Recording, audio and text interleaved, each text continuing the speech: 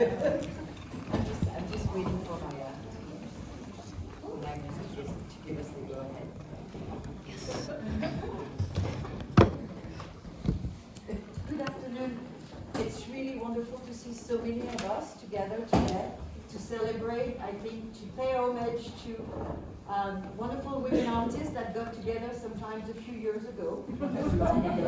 As you can see, the art is still as fresh as it was when it was made a few years ago. So I think what we have today is a wonderful conversation. We're going to exchange, the four of us, for about 45 minutes, and then I hope some other artists like you, Mary, and others will want to continue the discussion. But first, let me introduce people that probably don't need much introduction. So we're here also, and I know Guénolé hates when I do this, but it's my prerogative as the moderator to say that we really want to put our hands together and clap for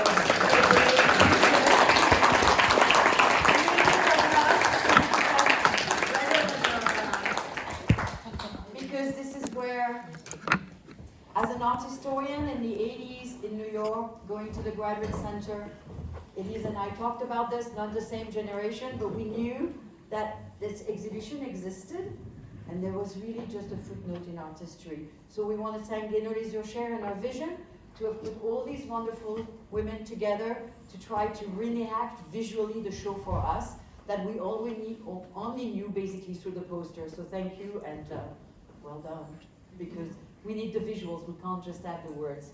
So today, we're going to hear from Pat Lasch, who is a conceptual artist, a sculptor, and a painter.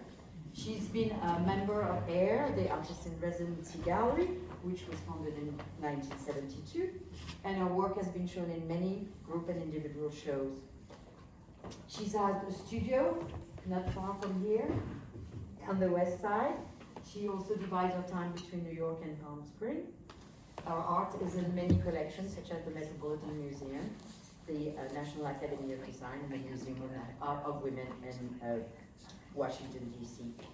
And today she's going to basically go back in time and tell us also about what it is to be a woman artist for a few years. And then Irena Klepfisz will be here talking to us about our partner, Judy Waterman. They lived together in the same lot for 40 years, and I think just that is it's a great achievement. Relationships these days and age are not so long and don't have the longevity of your relationship. You're a poet. You also work for about 22 years at Barnard teaching Jewish women history, and you've been awarded many prizes. And your most recent work is Her Birth and Later Years New Collection, a new and collected poem, 1971-2001, published by Wesleyan University. And Elise Armani will be moderating the discussion between Pat and Irena, and she's assistant curator of 20th century art at the Joslin Museum in Omaha, Nebraska, and she's a PhD candidate in art history and art criticism at Stony Brook. And she's writing her dissertation on migrant and diasporic artistic works and urban topography in the post-industrial New York City, which is why she's here today. So before we start with the question, I think Irena, you want to share with us a few things? One thing? I thought that I would read a poem, which I wrote about. Can you hear me? No, yes, no, louder, okay? I have to stand up when I read, otherwise I can't read. This is a poem I wrote about six months ago, and it's really a kind of poetic biography of my partner, Judy Waterman, as an artist. And it's called Double Diptych, and I put down the notes I put the poem is in 4 parts. And I used Judy's words, both written and things I remember that she said. And when it's printed on the page, you see those words in italics to distinguish them from my words. But I think you'll be able to understand what I'm quoting from. And the other thing that is that in the poem I refer to her very large paintings. She has some of her canvases were 11 by 14 feet. the Lasch Garage, but there's references to that. So this is called Double Diptych, in memory of Judith Waterman, born August 19, 1936, died June 5th, 2014. 1. Identity. My mother was against you from the moment she asked me if you were Jewish. And for years she refused to forget or forgive your Midwestern Goyish birth. But when we first met, you proudly listed all the cheap Jewish food you found, like Yonah Schimmel's knishes and sour milk down on Houston, or further uptown in the kitchen at the Atram House with its delicious flanken and even cheaper brisket. You had hair down to your waist. One day in a Bronx diner, while you were sitting at the counter drinking coffee before or after some job interview, a man demanded to know, "Hey, lady, are you a hippie?" We laughed when you told me, but later you cut your beautiful hair because you thought it stopped you from getting those office jobs you so hated. A friend reported back to you that some people she sent you to for an interview had asked her, why was she wearing men's shoes? Furious, you raged, I live in the country, what do they expect? High heels? Always questions about who you were, what you were, always insistence, apologies, explanations, justifications. Many years later, when we were already old, we decided to check out the West Village, where we'd once spent so much time. Of course, the Duchess was gone, how many years already, and everything else. We were stunned by the changes. We used to hang out for hours at the Italian Cafe on Greenwich. It had plush chairs and overpriced coffee. Further south on 7th, we had been the women's coffee house where we'd sometimes go to sober up or meet with friends. That day, while standing mute, just trying to adjust to the unfamiliar landscape, the young butch dyke approached us and asked us gently, "Are you ladies lost? Do you need help?" She thought we were two elderly dykes from some small town watching for the first time the gay scene in sinful New York. We smiled and thanked her, but she got the important part right. By the way, did I mention you were an artist?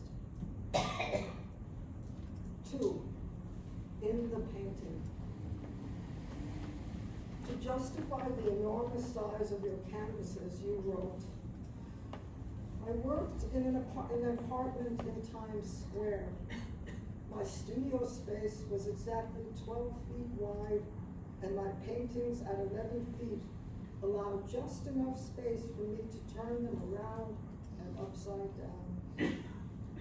I had a sense of being in the painting, since it dominated even my peripheral vision. Part of the time, I looked at it through my reducing lens. I should emphasize that the scale of the work in relationship to the space of the studio represented my resistance to the limitations imposed from without.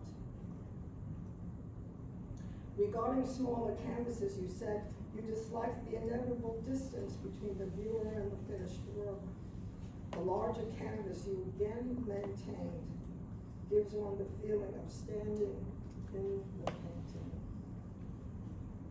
You didn't title most of your canvases, but after your lover's suicide, you abandoned all colors and identified the new work as Black River, Tombs, Inner Wall, Outer Wall, Buildings, Coffin. In the last ones, you returned to the light and painted the coffin as lush and overflowing with celebratory, brilliantly colored flowers. In describing your process, you said that you tried to avoid finishing them, adding that these larger canvases gave you a sense of security. You once told me that you liked waking in the morning and knowing they were there waiting. 3, the artist at work. You were a probation officer and caseworker, a recreational leader, arts and crafts counselor, an evening clerk in the picture department at the 42nd Street Library, an extra at CBS's The Secret Storm and Love of Life, an artist for CETA, creating public murals and leading art workshops for seniors, an organizer banding our building's tenants to get a designated rent stabilized, a word processor in a law office, an adjunct art instructor at Fairleigh Dickinson, North Adams, and North Sage, a transcriber of tape reports, an adjunct women's studies and art instructor for an external adult degree program, a companion to the sister of Edna St. Vincent Millay, an instructor of evening ESL and GED classes for union members, an active member of the local AFL-CIO chapter and its negotiating committee. You were 74 when health issues forced you to stop working. Since there had never been any benefits, there was no pension. 4, limitations from without. During your lifetime, you completed more than 70 oil canvases and around 450 prints, etchings, oil and watercolors and paper, and your work appeared in 15 group and solo shows.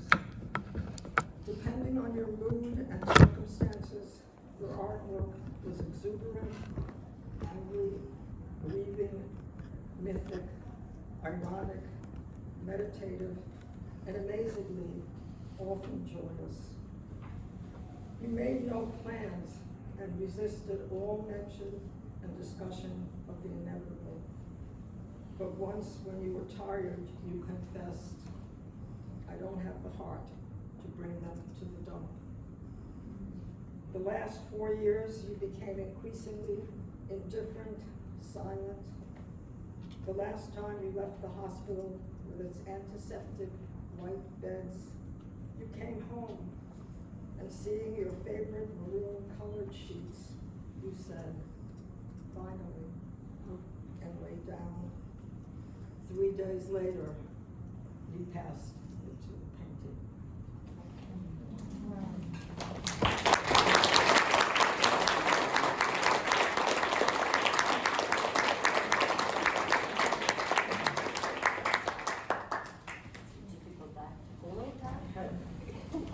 That was a very difficult act to follow. Judy was a very quiet person, as I remember her. And after we did the 13 women, she kind of just disappeared. She wasn't at the ad hoc meetings, and we know why. Her partner had committed suicide. But what I'd like to take from this is I came to the work that I started in the 60s and 70s through my childhood. And I'll bring you some facts. When I was about 9, I saw my mother take one of my father's guns and try to shoot him. And he kept loaded guns in the house. Fortunately, it was not loaded.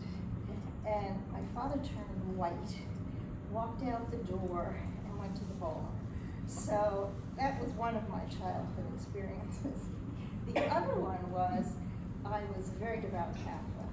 I used to go to Mass 7:30 every morning before I went to music and art high school, which I had to take 4 trains to. And I ended up being molested by a bishop of the Catholic Church. So that's my entrance in my early 20s into the art world. So I thought, what do I know about myself? What is it that I want to say? So I want to read to you what I decided, because I couldn't remember my birth. My first memories were about 3. And I had a really difficult childhood, but I learned my father's trade from the time I was 13 to 19. And so I sat there and I said, well, who am I?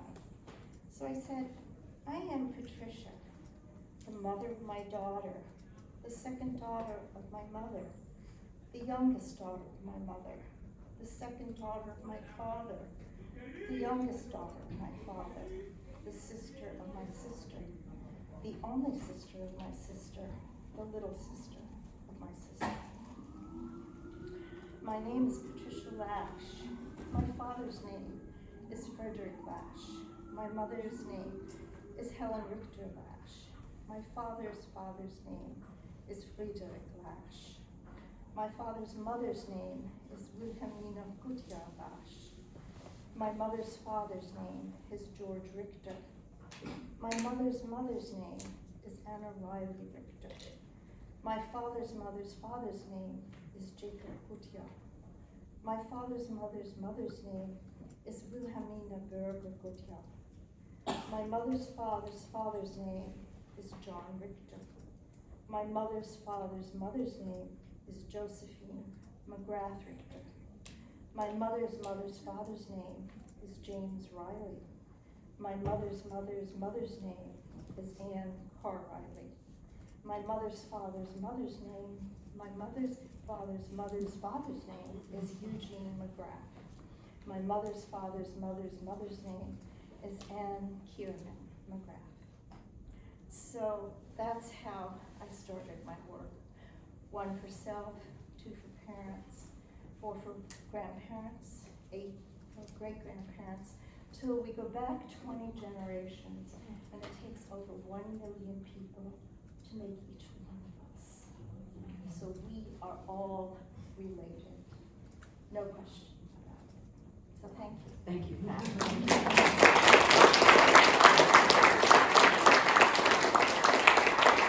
So we're going to make I hope a smooth transition, and I've asked Elise to kind of bring us back in time to a very different New York, where public education was working. We all are children and students of the city system, and we're very proud of this.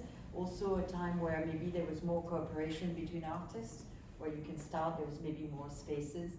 So please, Elise, take us back and tell us a little bit more about what it was to start a show in 1972. Absolutely. Well, I want to first acknowledge that I'm probably the least qualified of us to be speaking about anything that happened in 1972, but I will do my best to report the historical information as a historian. And I also just want to say, I think that both of those pieces we just heard really,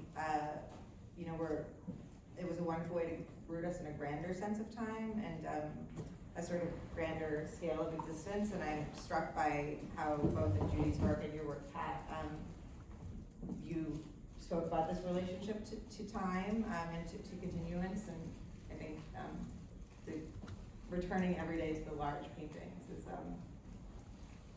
something that is beautiful and relatable in many ways. But so I guess on the other end of the spectrum, to take us to some specificity of the early 70s, something that we spoke a bit about in preparation for this was sort of how different this current moment is from the early 70s in terms of New York and the space that's available and the spaces that exist. And I think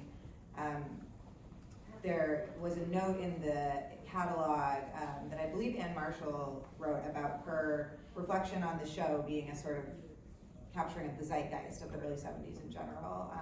And I thought that was really apt because I think this show happened at a really interesting moment where, there's a bit of history in the late 60s of artists organizing between the Art Workers Coalition, which was organizing against institutions that had financial investments in the war in Vietnam, the Black Emergency Cultural Coalition, Artists Tenants Association that was, organizing around artist housing. And then you have things happening like the 1970s Whitney Annual, which had a sort of dearth of women artists in it, and I believe was sort of a direct kickoff point to the formation of the Ad Hoc Committee of Women Artists, which is where Anne Marshall and Joyce Robbins met, who then organized the show that we are sort of surrounded by works from today. So that group Ad Hoc, which was started in 1970, brought together women artists that were involved in Art Workers Coalition, and in the Women Students and Artists for Black Art Liberation group, and among other things, amassed a collection of slides of women artists' work, over 600 in just the first year. And so I think that was really an important resource for women artists finding each other. And from there was the 26 Women Artists Work Show at the Aldrich that Lucy Lepard organized, and then an effort to bring that kind of a show to New York, which is what, where we really then see this moment of the 72 show. And what's interesting is that, unlike AIR Gallery, which would open just a few months later, and which several of the women were involved with, including Pat, this was just a sort of one-off in this storefront space that was able to be rented for just over $600 to stage the show, kind of unimaginable now. But I do think, even though it was just a sort of singular event, it was an important genesis for subsequent shows that happened in 72 and 73, at SUNY Albany, at Williams, the Women Choose Women show then in 73, and also, of course, AIR Gallery, which, as I mentioned, just opened a few months later. And from there, I think things really, there was momentum in 75 and 76. There was a formation of Women Artists Newsletter, Women Art Magazine, the 1976 Women Artists Show that Linda Nochlin organized at Brooklyn Museum and at LACMA. So you really start to see this sort of institutional momentum that changes. And this is a sort of important nucleus in the middle of that. And I think, as was said in the introduction, this is something that I think anyone who writes on the history of feminist art or women artists in New York at this time has come across mentions of this show, but they really generally are just little mentions, and besides a list of artist names, little else. So I was absolutely shocked when Gwendolyn called me and said that this was happening and that she had found photographs, and so it's really quite a treat to be able to uncover more from that moment. Yeah, I think that's a good way to think about it. I mean, I think we're also thinking of very different New York.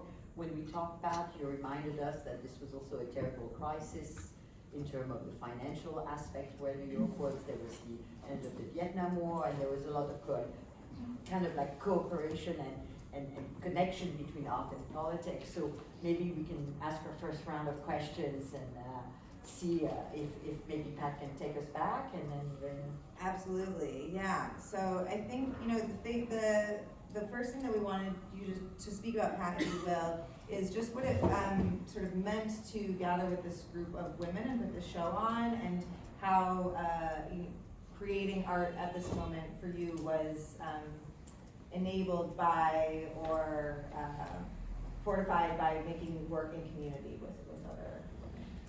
Well, it wasn't so much making work in community, but Lucy Lepard had this ad hoc group where women artists just came, and then they had an open slide file where people could go and look at women artists' files. And so from the ad hoc group, we started talking about, well, let's take an action now, let's do it.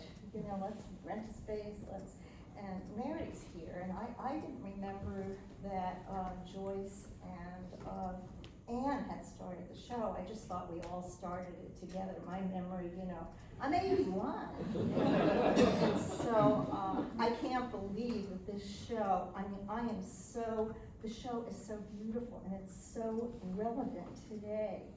And it was a time that, women like Louise Nevelson was being shown, but she was getting 1/10 of the price of male artists. 1/10. You could buy a piece for $5,000. A male equivalent was $50,000 at that time. So, and thanking Paula. So we had nothing to lose. I mean, except our $60 to rent the space. That was, and then we just all sat in the space and, talked, and, we loved it. It was great. And Louise wanted to be in the window. Did you see each other's work before you showed up to hang it up? Yeah, I knew Mary's work. I think Mary probably knew my work. There were a lot of people I knew their work. So yes. Was there a coordinated conversation about what work would go into the show, or? I don't remember that. Maybe you do, Mary. We just brought what we wanted to bring. No, bring your best piece. Okay, I will. And we did. We brought our best piece and we hung them up. We did paint the walls and, you know, spruced up the space a bit. But I can't believe it's 50 years ago. I just can't believe it. I still think I'm 25 and I look at 30-year-old guys and, you know, why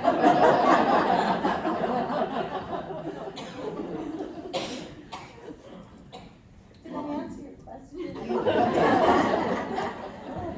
Hi, you always answer the question and you always give me more than I can answer.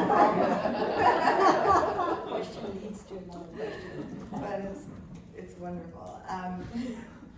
Irena, I wonder if you could tell us, I know that, well, perhaps you could tell us both how you and Judy met, but also about your own experience in being involved with sort of organized communities of poets around this time. Well, I mean, I'll follow what Pat said. It was definitely a period of do-it-yourself. I mean, it was like everybody was really fed up with knocking on doors that wouldn't open. And so in terms of, from my perspective, literature meant that we created newspapers, magazines, open bookstores. And at the time, I did for the first women's studies course that I ever taught at Brooklyn College one summer. I think it was '79. There were 5 women's bookstores in New York City at the time, which is just, I mean, one of the assignments was that my students had to go to one bookstore. Go to a women's bookstore. So, I mean, that's just indicative, and it was all over the country, wasn't it? New York I felt very lucky. I came out to myself and to my community in 1973, and there was, I mean, New York, in terms of gay and feminist organizations and committees, was just bursting. So it was a very good time and a very great place to come out. I mean, I wasn't in a small town where I felt isolated. I immediately had community. And I met Judy by pure accident. I had gotten a CAPS grant in 1976, and I was very excited. It was $7,000, which is an enormous amount of money in 1976. And I happened to bump in on the street in Manhattan 2 friends who I didn't even know were lesbians, but it turned out they were a couple. I mean, and I didn't even know that. I mean, I was sort of a baby dyke at the time. I said, I got this CAPS grant. They said, oh, we know a painter who got a CAPS grant. And in fact, she's hanging a show. You want to come? So I went, and that was Judy. That was Judy Waterman. I walked into a group of paintings that were incredibly dark and mournful and just bleak. And there was this woman who was smiling from ear to ear and laughing. She had a wonderful laugh, and that was Judy. I mean, and I couldn't put together the person I was looking at and the paintings that were hanging there. It was just like such a disconnect. And that's how we met. Unfortunately, I had just moved in with someone. So it created some problems. And we straightened it out in the next year and a half. And Judy and I moved in together in 1979 to a loft in downtown Brooklyn. I was very involved in literary. I was part of a co-founding committee of Conditions magazine, which became very influential among feminists and lesbians and working class and women of color. We were nobody. This is what I mean about do it yourself. We were no one. I mean, none of us. But we were 4. 2 of us were poets. One was like an editor. The other one was getting a doctorate to get a degree. We just wanted to publish ourselves. You know, we didn't have outlets. So we created a magazine. And that's exactly what you had. You felt doors were closed, so you decided to have a show. And we did the same thing. We couldn't get into magazines, so we created our own magazine. This is what you have to do. I mean, I think you reach a point where you give up, you know, okay, you don't want us, we'll do it ourselves. And that was, I think, a real, genuine mood for years. And it had effect. I wanted to ask you, I don't know if I remember this correctly, was Judy Chicago's dinner party 79 in Brooklyn Museum? Does anybody know? the exact year.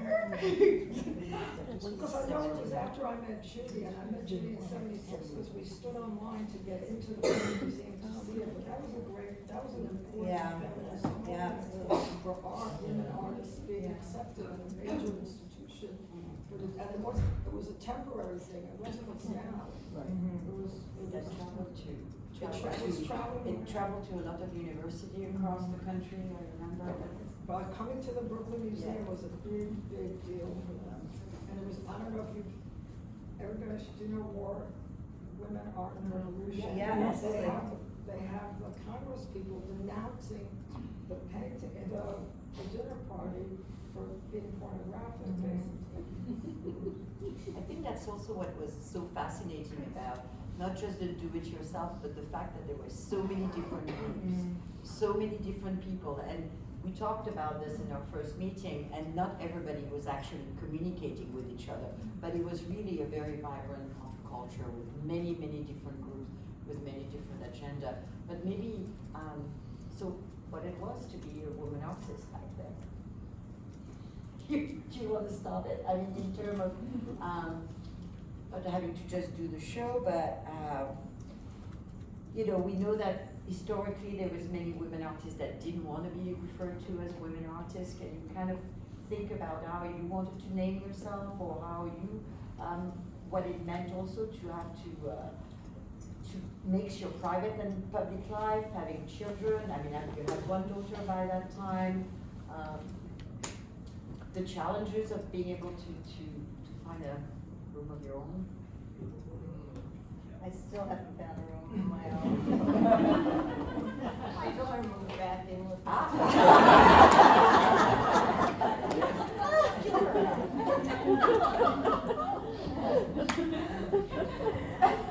She's a room of her own. It was, the times were difficult, and I want to phrase it like, Sarah was one of my teachers, and when I used string in my work from 67 until 65. I was sewing pieces, I marked off dates, I was trying to figure out, you know, my place in the world, and how each one of us, you know, consciousness arises, and who we are. And Sarah walked in my studio one day and said, you told me you were gonna use string. I said, I told you not to. He said, they're good. And he never came back to my studio, ever. Okay, so that's how women were treated. That's, you know, and my materials, I mean, I am a person that loves materials, and I love to try a material I have never used before. So I have used thread, beading, I have cast bronze, I have carved stone. If it was something, I love materials, and so I wanted to explore all of these materials. And it was a very difficult time for artists. Now, there were groups that were, the Red Stocking group were very politically militant. And then the ad hoc was open to everybody. And some of the women didn't want to be referred to as just a woman artist. And I had one, I think his name was Albert Smith, he said to me, why are you showing in that woman's show? You're too good for that. And that was the attitude. And so I'm a woman, and I make work from my perspective, which is a woman's perspective. And I was proud of that. And so I used the knowledge of what my parents taught me, both of them. And so there was a division amongst women, you know, and there was always the question, what is feminist art? Is it feminist? Is it not feminist? And, you know, and that question probably still is, you know, a relevant question people are still asking. But I use materials that I grew up with, I use materials that I learned knowledge from, and so that was in my memory of my fingers and my, bodies. So I was a woman artist. The rest you can find. Well, I mean, I do think that that is something that is striking about the work from the show and that moment, organizing sort of openly and proudly as women artists, but not necessarily making work about being women or about being women artists. I think that there's a way that the material quality of your work is informed by so many of these life experiences you've spoken about, and yet the work sort of stands on its own, independent of your identity as well, and isn't maybe not necessarily about being a woman artist. I think that that is an interesting. Can I tell another story? Actually, I'm supposed to be limited in how much I talk. I said my daughter talks a lot, and I said to me, I wonder where she got that. But one of the ad hoc meetings was over at my place, and I don't know if you were at that meeting, Mary, but the women, Jackie said, let's not have sex with the men, but until they bring, the galleries of, Jackie Hansen. And so this little woman pops up and says, I don't know what is wrong with you women. She said, in France, the man was always the dandies. We supported them. And I'm like, who's that? That, of course, was Louise Bourgeois. So then, in the show that we hung, the 13 women, she said, my work is not sexual. Well, look at that.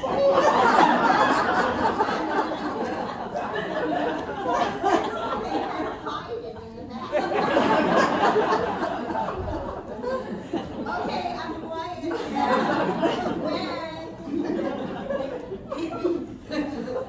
I don't know, maybe Irena, you could tell us, taking from that, how things have changed in terms of, this generation of having to either say you're a woman artist or woman poet, and now, do you think there's many different? Well, things change and they don't, at the same time. So some things stand still, they never move to begin with. I have to say, just in my own life, I never thought I would ever be published by a university press. My last book was a university press book. Everything else was published by women or feminist presses.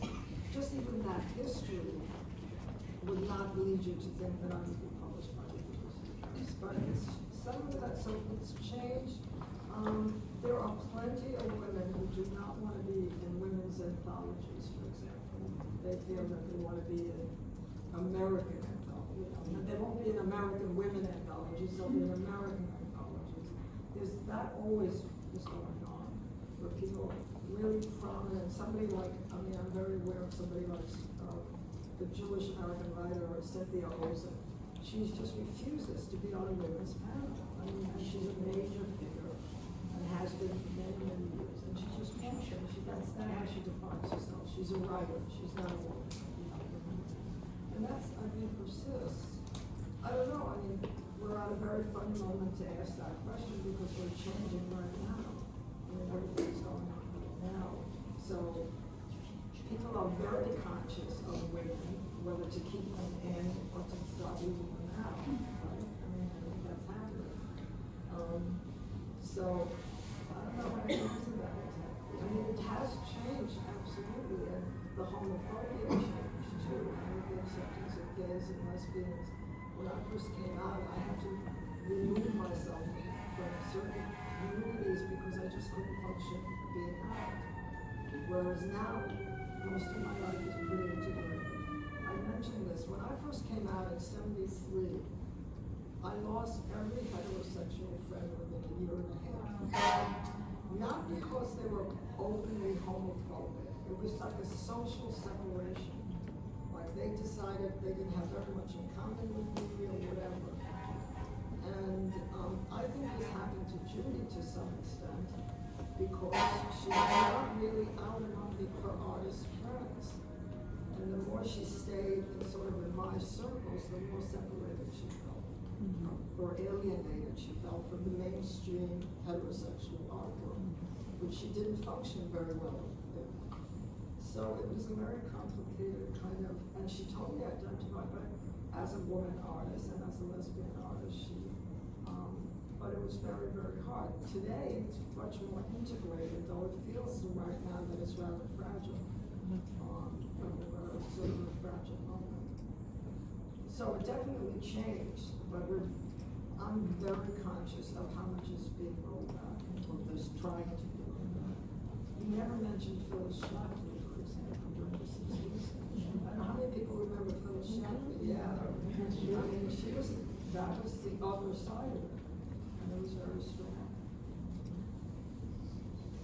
I think one of the things that Lisa and I talked about was how fresh reflecting on the exhibition, how fresh and so relevant to some of the work. So I think Elise, you've had some questions for Pat and Irena about how they've seen the show and maybe how things have changed a little bit.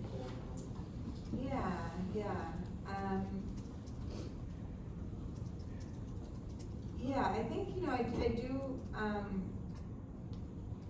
just to what you were just saying, Irena, before talking through the work, I think, this is something that, pointing to the fragility of the current moment, I'm aware that there's a tendency, I think among my generation and younger artists to look to the 70s and women artists organizing at that moment with a sort of, maybe a slightly utopic hindsight or envy of some of what was able to happen, but I also think it's important to acknowledge the sort of tension or incompatibilities that existed even then for someone like Judy to exist sort of fully out in a space like this show, and the sort of continual decisions that we make about when and where to come out, and how that in these women artist spaces, they weren't necessarily equally as supportive or productive for everyone. And I think with the fragility of the current moment, there can be a tendency to sort of strategically disavow factions of our communities in order to sort of protect access or protect protections. So I think I would be remiss if we didn't sort of acknowledge that part of history too, and also sort of speak that risk is certainly present now, and I think we see that in a lot of ways in terms of contemporary politics as well. But in terms of the work in the exhibition, it does feel remarkably fresh. I think both work by artists like Pat, who we've had the privilege to see this incredible, continuous, prolific practice that you've had that has taken many different material forms. And I think for myself at least, I've had the privilege of sort of following your work for a long time and being familiar with what you've done in the decades since this moment. There are also artists in this show that it was like incredibly striking for me to see this work and be like, who are these women? Where did they go? What did they do after this? Why do we not know about their work? Is there more work that exists? And so I think it is kind of amazing to look at this work in this moment, even by some of the women that didn't continue necessarily to have active careers as artists in the way that we would think, and to see how sort of incredibly fresh the work still feels. I wonder if, Pat, you could tell us if there were other artists or works in the show that you felt a particular affinity with, or felt particularly inspired by in that moment, or that you feel a particular connection to now? Oh, I still feel a connection to a lot of the work here. I mean, almost everything here. So it's kind of a new question. But you asked a question before now, and it was about Gwen calling these people up and saying, I want to do this show. And you said, how did you react? And I wanted to answer that question, not this one. Okay. By all means. My answer to her in the back room was, well, it's about fucking time that some brilliant woman figured this out. Why the hell haven't they done it for the last 50 years? I mean, it was like, Gwen found me on Facebook. And I thought, wow, that's a woman that's really serious. And the history of it was so important. this show was historical. It made history. We didn't know we were making history. We were just pissed off that we couldn't show our work. So we said, you know, let's show our work. Just like the people right now are pissed off about ICE, you know. I mean, I have to say, I am so disillusioned by the women in the Trump organization. I believed in women, and I want to break their necks. I just went, these are women, what are they doing? On this kind of political stuff. So, you know, we had the Vietnam War 50 years ago, you know, and now we're having, you know, our own country being decimated, and some women, they're all blondes. Not Melania. Yeah. I don't know. Anyway, I love the work, I love the show. I think it's so fabulous that you did this when I really, I speak from my heart. I can't believe that you did it, and you were the smart one to figure Well, that out. me, I thought I had to do it because if I were not going to do it, someone else would do it. So, yes, but I felt this very strongly.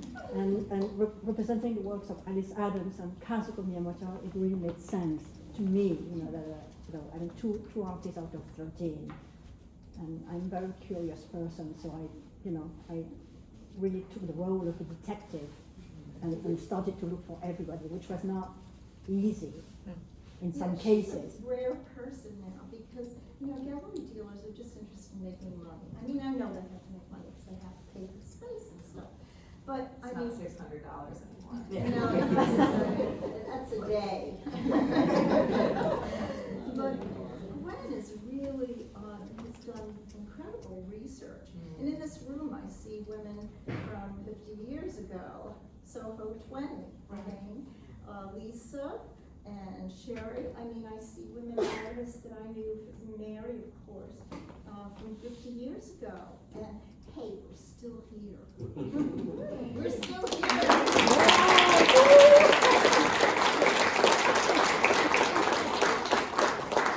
Irena, will you tell us about Judy's work that was in the show, or the work that's on you now, and how it fit into the sort of trajectory of her practice in the time that you know?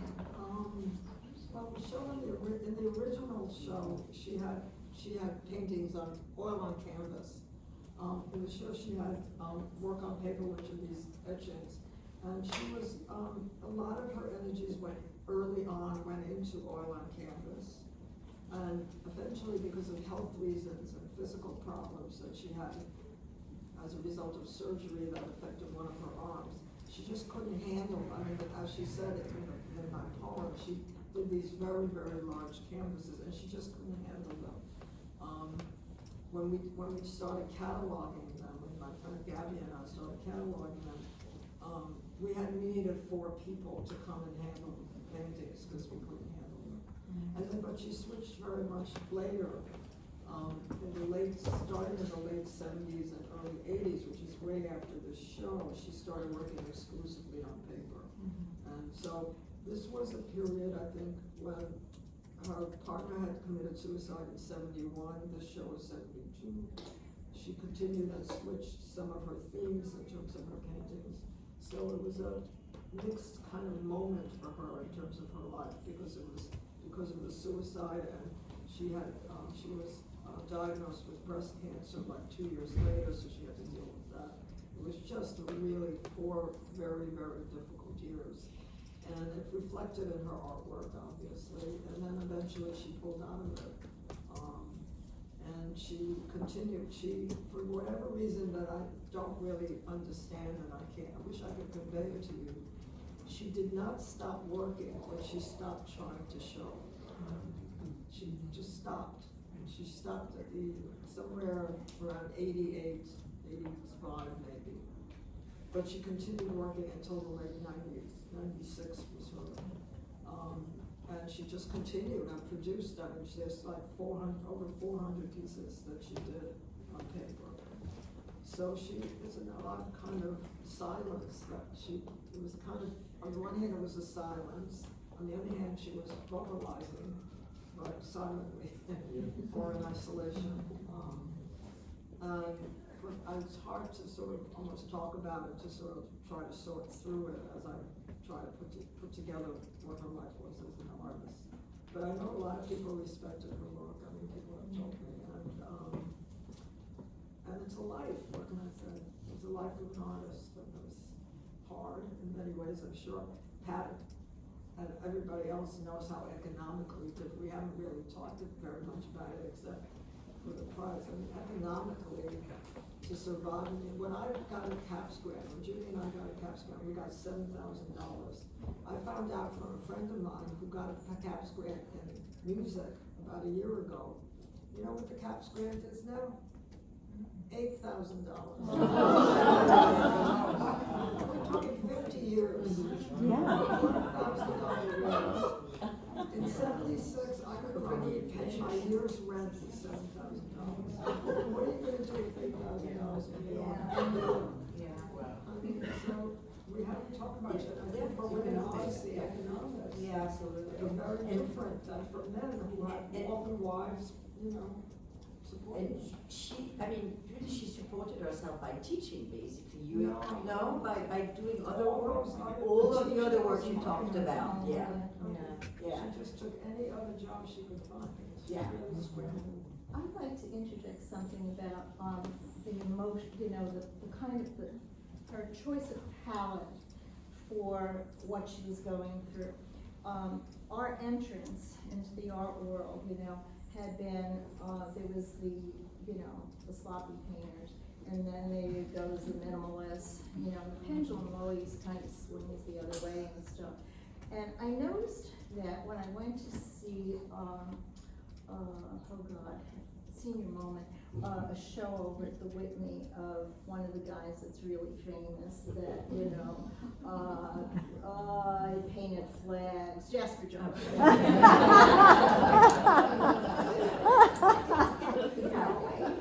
So, there was a description of this painting.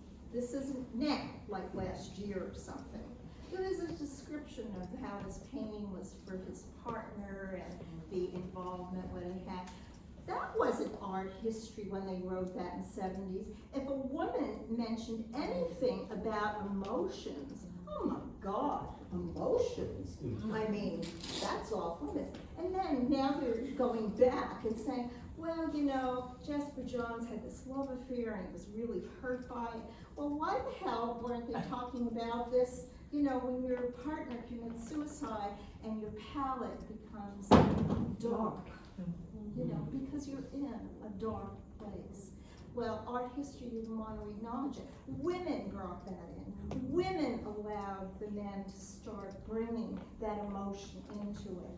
And, you know, I just wanted to make that. And then the financial thing. Oh, man. She told me to be quiet. She said, but if I start talking about finance.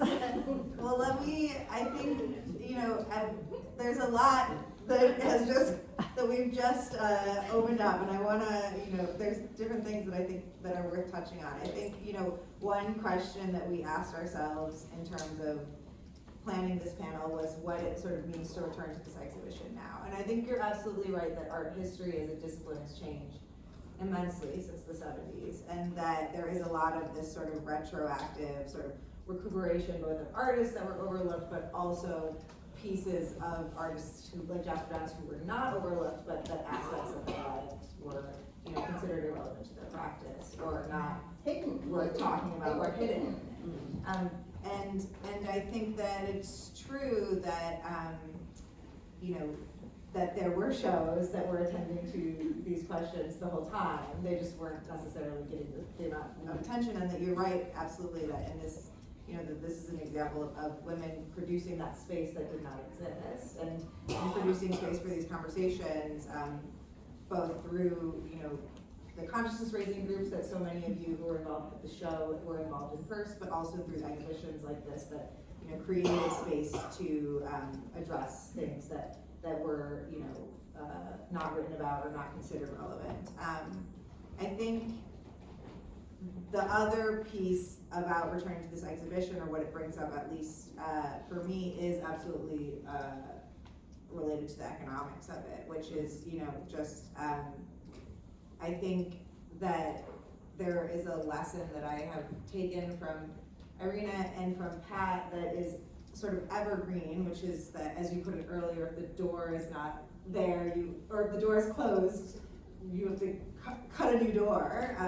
But I also think that there's a way in which my generation has been sort of sold the internet as a place to find community and such, in lieu of there being available, affordable material resources and spaces. And I think that this is also,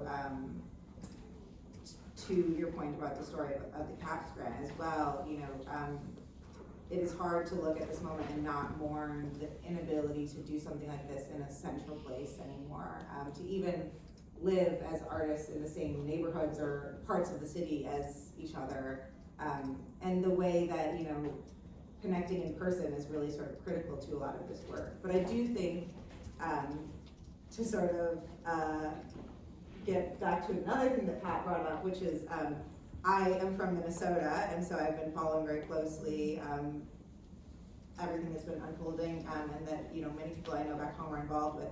And I think it's been an important lesson in getting off of line and organizing in person, and I'm hoping that we're seeing a sort of swing back towards that, and I'm not sure that real estate will facilitate that swing. But I do think there's something important here in terms of the different economic conditions, but also the importance of figuring out ways to connect offline, in person, and look at art in real life together, and organize ways to show work that maybe is being overlooked. So that's my own meandering contribution. I think it's a role model. I think the show is a role model. I mean, it's not just history. It can be replicated. It's replicated here. It can be duplicated in a different way with a different artist. But it's something that shows you that it can be done, and it can be, and it should be remembered. Obviously, it's an historic thing, and that we can make our own history. Basically, that's what it amounts to. I don't know. I mean, I have to say, as someone, an old person, I don't know. I don't relate to the internet in the way other people, younger people relate to the internet. So I don't know how the balance is between. On the one hand, I appreciate getting on Zoom and being able to talk to people in other cities and other countries. On the other hand, I like personal contact. So, I mean, how we balance that in terms of organizing. I mean, it doesn't look to me that they're working on the internet in Minneapolis right now. They're all out in the street together. So maybe that's also a lesson. Absolutely. I think the final question, that we wanted to talk about and address is this question of how to address and sort of care for the legacy of the women artists that are in this show, but also more generally what that sort of legacy care work looks like. And I think, Irena and Patty kind of address this from different perspectives, both in terms of your own work, but also in terms of shepherding the legacy of other artists who you loved and cared for, and who, many of whom are not with us. Many women in the show are no longer living. And what it looks like to try to carry forward this legacy without often any institutional support, or maybe belated institutional interest, but not. How it is? How is it? How's it going? It's very hard. It's really very hard. I mean, one of the things I've been trying to do with my friend Gabby, who's photographing, is to try to, I'm trying to figure out how to get Judy's work in a safe place, never mind better known, since I'm aging rapidly. And it's a real problem. It's a very, very real problem. There's 80 canvases and over 400 pieces of paper. One of the things we are doing for people that are interested, I'm going to be doing a slideshow about Judy's work this coming Thursday at the Graduate Center. I have flyers of everybody wants flyers. And I'm sort of committed trying to get, I very much worry about the physical, what's gonna happen to her paintings. I mean, never mind whether it's going to museums or just what's gonna happen. very difficult. I'm a writer. This is not my genre. And so I'm asked for a lot of advice. I'm very grateful to Guadalupe for this. I mean, that Judy's work is here is to me just a plain miracle. Because I don't know how we're going to put it anywhere. I had no expectations. So this is a real boon for us, for Judy's work. So I don't have any particular advice because I'm running around trying to get advice from others. I'm trying to get as much information as I can about, do you have any idea what I can do? It's better to meet in person than only on the internet. Pat, you've been working for a few years, since 1960s, 70s. How do you deal? Because you're responsible for your production. You have two studios. You say your studio is everywhere, wherever you move. Wherever I am. You just showed me some amazing work that looks totally different than what you're sharing with us in the back. How do you envision your own legacy, or not even that, but how do you even care for your work, or Well, the work that was Meredith done? and Deborah are here, and they were gonna take care of it when I died, but now I don't know, she's become a priest. I mean, maybe that's it. She's a priest. When I die, the work's okay. Okay. But, you know, it's very serious. I talked to Marilyn Pearl, who took care of, she had a very close friend that was part of her roster of people she held. And had he not had money to, take care of this work, she managed to get his work into the Getty, into the Tate, but she had the money left from the estate to get it in there. Another friend of mine, Sherry Urquhart, who died a number of years ago, she was in the Bagger show. Her work was very popular in a certain period. Well, I said to her, please let me show this to one of the curators in Palm Springs. She said no. She said, if they're not buying it, I'm not giving it. I'd rather see my work go into the trash can. They should have bought it when we were alive. And so it was the range of, what do you do with this work? I'm fortunate I have a daughter. She's unfortunate because she's got a mother.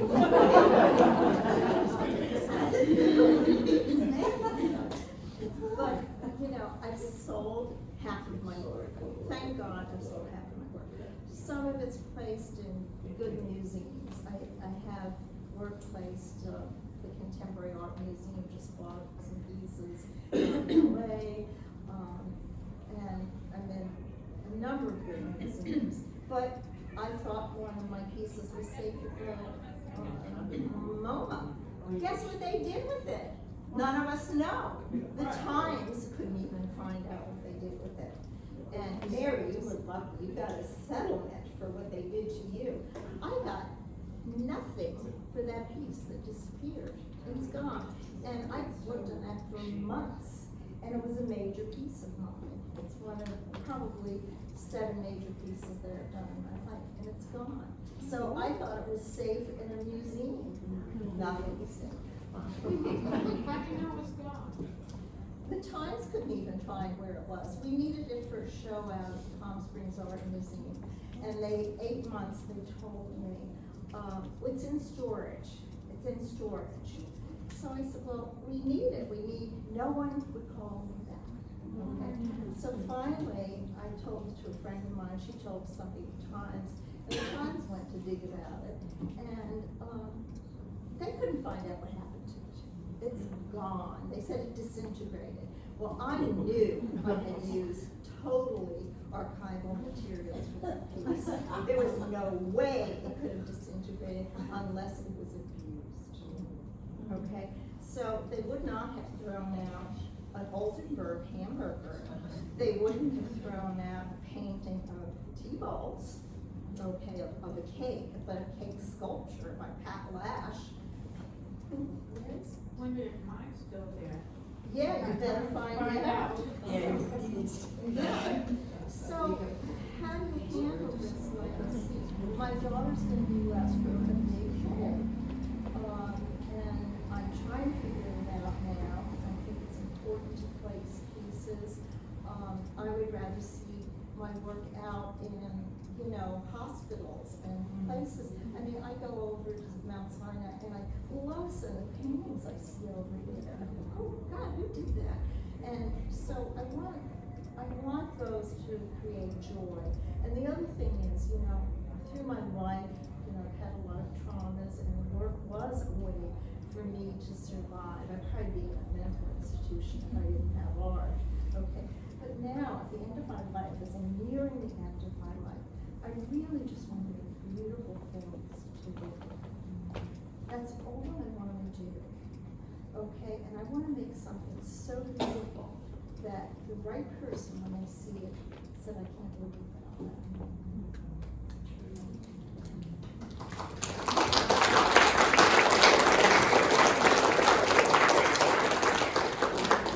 I think that that's a beautiful place to end, but we could take questions. And yes, I did want to show that Irena's put together a book of Judy's work. So among the immense amount of work that you've been doing to preserve and promote her paintings. This was not a happy story. Irena, show your book. Oh, Yes, that's she is. Judy's also. Don't Judy's- you? Yeah, that's the, That's Judy's painting on my book of poetry. that's what she talked Which is about. very beautiful. We have it in the, we also have it in the house. Well, I'm sure there's questions. Maybe Mary has something to say. Yeah, we said we put you on the spot. What do you remember?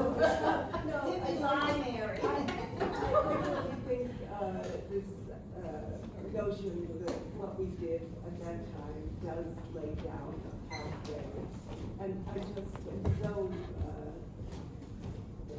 disturbed by the world and what's happening. And anything we can do to share our ways of working and resisting and trying to create new paths and not allow things to just roll over us, just refuse.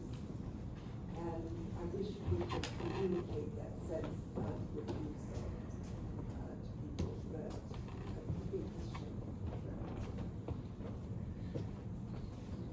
Also a lot of resilience. Any other questions? Come on, you guys, you people want That's to- the question. I just wondered if at that time there were people who collaborated on work? Did that happen much? Judy Chicago's. Doing work together. Yeah, well, Yeah. Judy Chicago's work was a collaboration, but, I think the women that worked on it should have gotten more credit. Yeah. You mean on Woman House? That's what you're. On all of it. On all of it. Well, Pat, when they first showed it, they had videos, they had biographies of the collaborators, all of that has been erased. But they did have it originally, and when I first brought my students to see it, I was shocked that there was no mention except Judy Chicago. Because they have a whole video of it, the whole process and all the women, and they had biographies of the women who did the embroidery, the ceramics, I mean, and it's all erased. And it's just Judy Chicago. Did that answer Somebody your has a question question? here. I think artists are kind of loners in a way, you know, I mean, I love being in my studio by myself. I don't like having assistants. It drives me nuts having somebody helping me. you know. But she doesn't like to have assistants. She's something that happened more here. There must be more questions. Yeah, there was a question. Sorry, I don't mean to point. Oh, yeah, so I am about 10 years behind or in front of, I guess, whatever it would be. I started painting in New York in about the late 70s, you know, not the early 70s. And it never occurred to me that I was other than just an artist. I didn't think that I was a woman artist. The only thing I could notice was was that there weren't any paintings by women in the museums. Then I remembered seeing a show by Susan Rothenberg, of course, and it was such a big deal. Oh my God, there's a painting by a woman in a museum, and it was really a large event. I mean, at least in my memory. I'm wondering, what do you think changed? What was there that you think changed in the atmosphere of New York that people suddenly started to begin to think about showing paintings by women? I mean, now you go into galleries, you're as likely to see art by a woman or a man. Back that I can remember in the 70s, it was men. I think there was one woman in a show of 10 men. That's the way it was always. It was like, okay, the token's over here. And that's the way it was in the 80s. And then there were all those women in, I was in women in still life, women in this, women in that. And I'm wondering, it seems to be an ebb and a flow, you know, and now it's kind of bubbling up again, but then it's gonna bubble down again. And I always think that we're always here.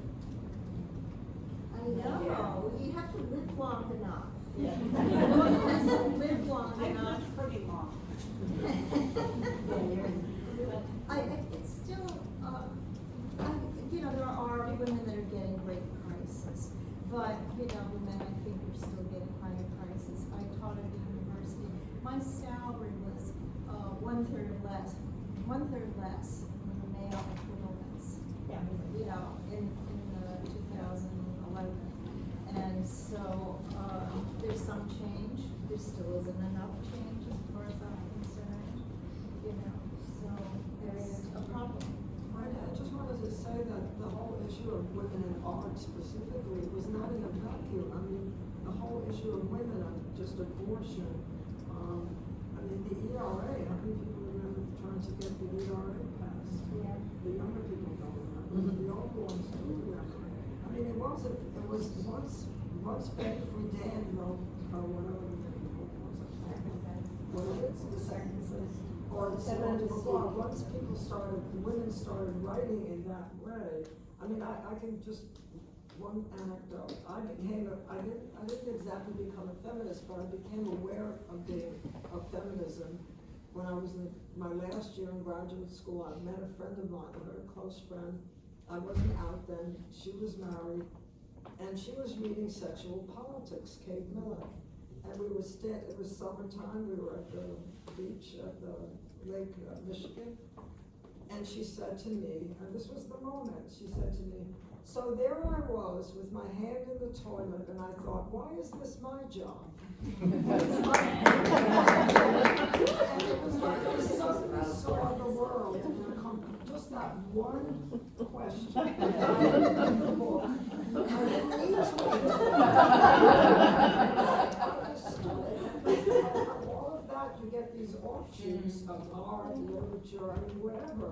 Medicine, nursing, how many women surgeons were there at the time? Probably not. I have friends who went to law school. When they went to law school, the teachers would not call other women to ask questions. Wow. At Harvard Law School. So it wasn't just, it was everything. It was, women were suddenly questioning almost any area that they were living in. Yeah. Margaret Allbert, I love her. She taught her women, she said, I want you to always interrupt me, because that's what the men do. And they get to the point across before the woman does, and she had the same idea, and maybe even a better one. Yeah, that's a good one. Interrupt me. You had a question, interrupt us. I am lucky enough or unlucky enough to have gotten to know Pat Lasch over the last couple of years. There was a woman who died a couple of years ago, and she was an amazing supporter of women artists. So we put together a show called Embellish Me, and Pat, one of the artists in there, along with Joyce Kozloff and Valerie Beldan. And what we did was put together audio histories with these women, which were amazing. We were showing in, was it Orlando first? And we said, how about if we bring the artists in? They're still alive. And they were like, It's almost like, the cheese stands alone, like the art was the art, and the artist should have nothing to do with it. But we took the audio histories and put them in QR codes. And the young college students who went were like, wow, and they would listen and hear the voices. But everybody else was like, what is that? I don't know what to do with it. And I think that for me, at least, because forgive me, but I did political consulting. For me, actually knowing that this person is alive meant something, and what the women went through. Because I graduated from college with this person in '76, and it was, Vietnam and all that kind of stuff. But I knew nothing about art. So thank you, Pat, for introducing us.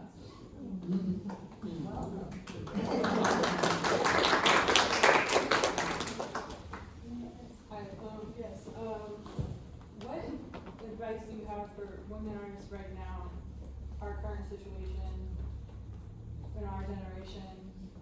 I know you guys spoke about it, but it was just like one word. Called The Shape of Time. It was written about 50 years ago. And it's about an artist's entrance into the world. It, being talent being 5% and luck being 95%.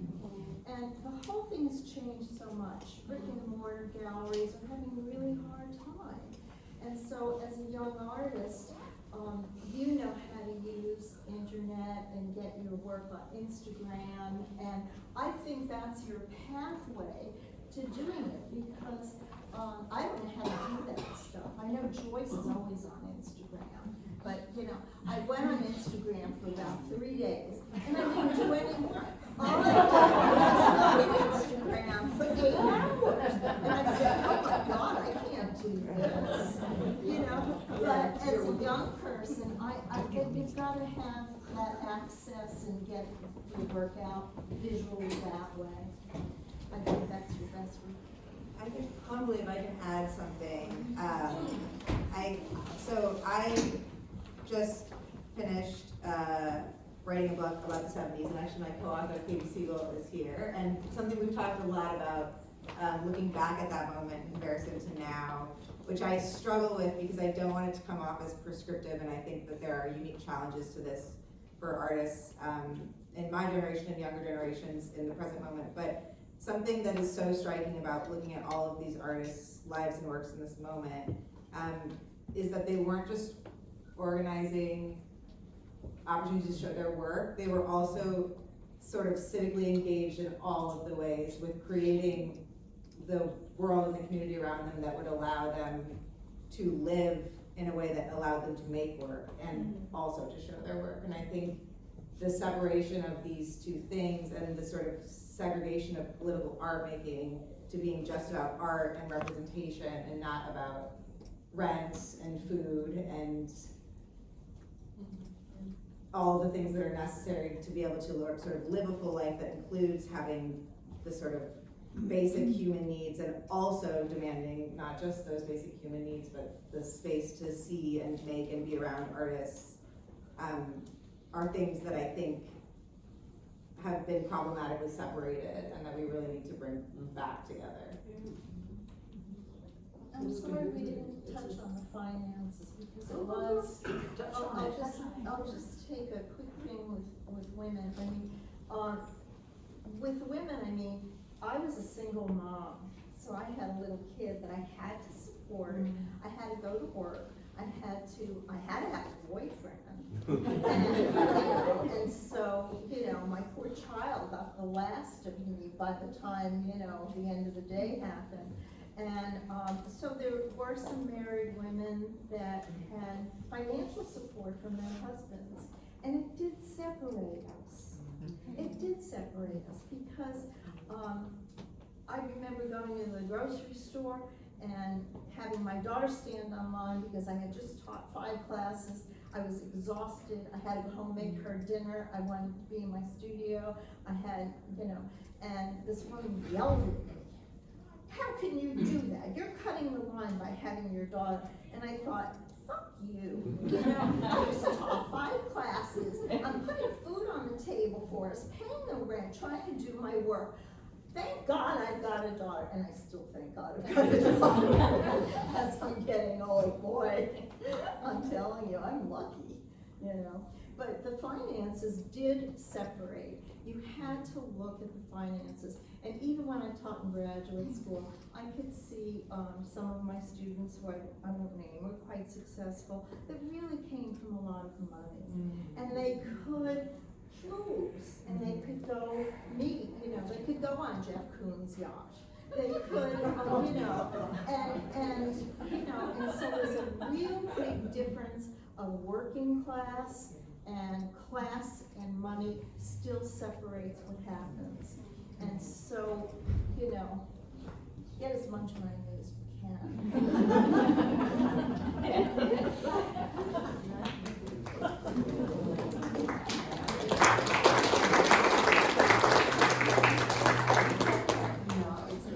I think maybe we have time for one or two more.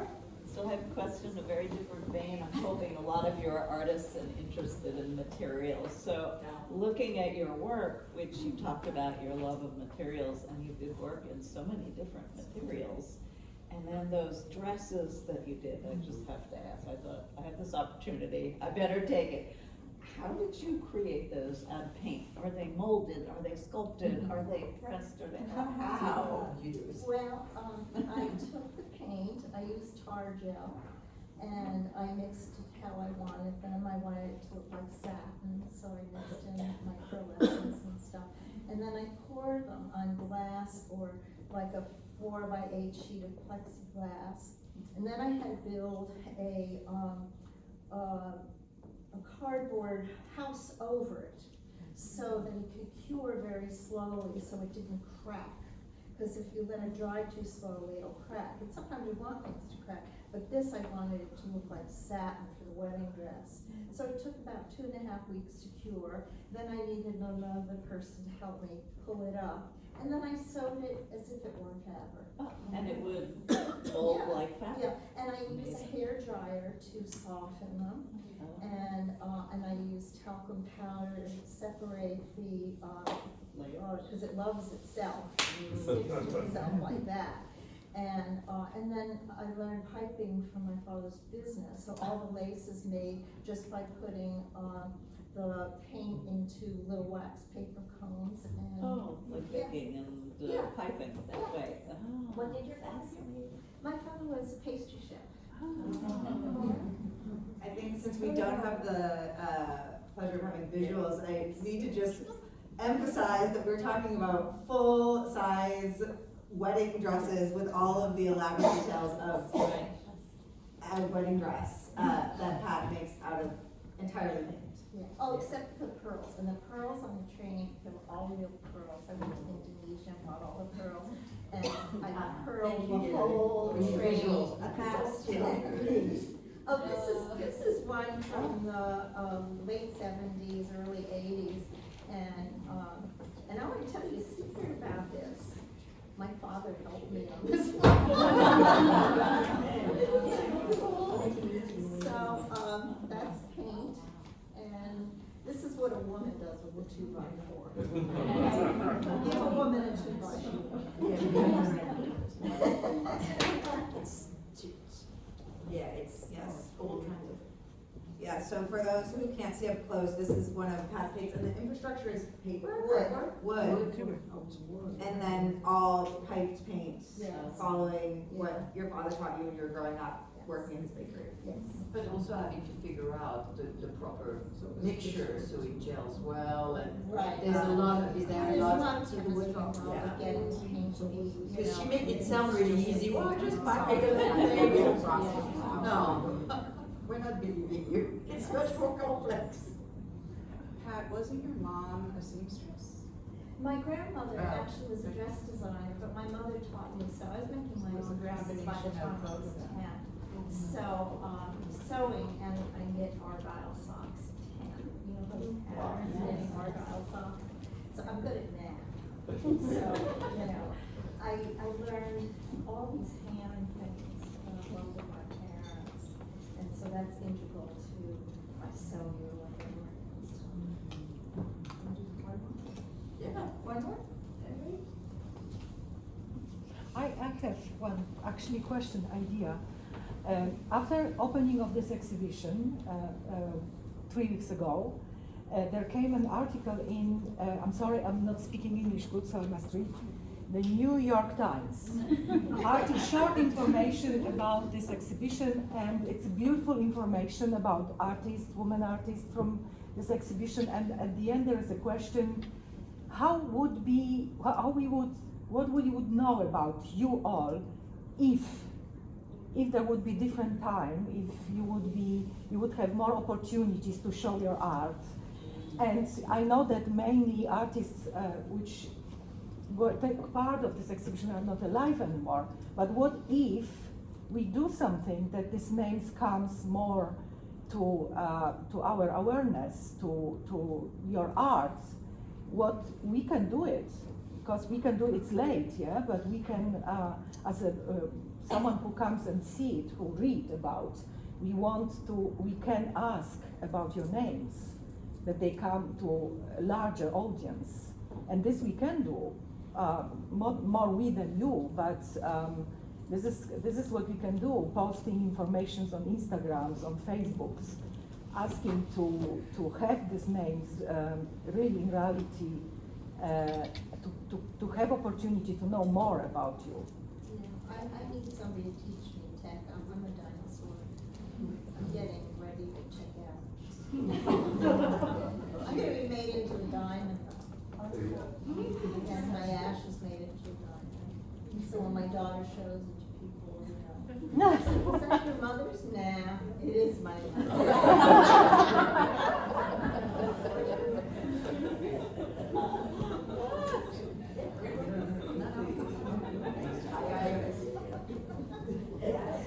She told me to limit my conversations.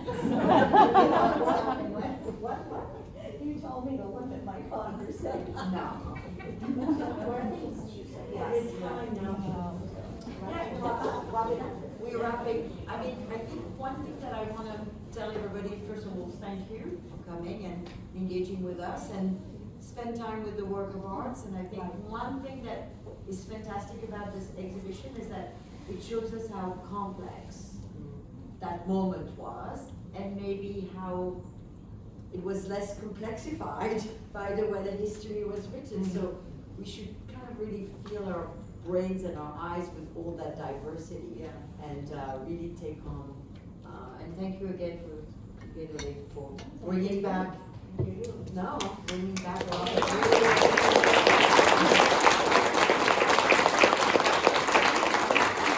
email list for the people here? Like, are you going to send out the recording? Oh, okay. Okay. Do you have an email list for the gallery? Yes. Oh, can I?